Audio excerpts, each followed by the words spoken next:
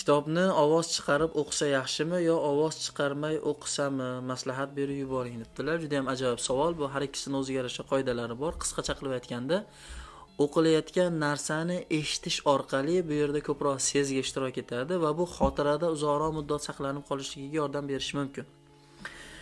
Ovoz chiqarib o'qishlik tavsiya qilinadigan holatlar bor. Bu boshlang'ich til o'rganayotgan va badiiy kitoblarda o'qiyotgan odamlarga boshlang'ich ovoz chiqarib o'qishlik ko'proq tavsiya qilinadi.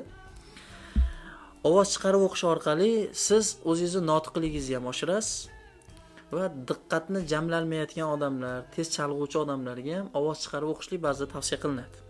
Endi ovoz chiqarmay ichingizda o'qishlikda matnlarni ko'proq o'qiy olishingiz mumkin va chuqurroq mulohaza qilishligingizga imkon yaratadi.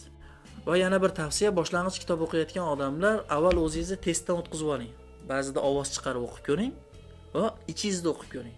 Qaysi biri siz uchun samarali bo'lyapti va xotirangizda uzoqroq muddat saqlanib qolyapti.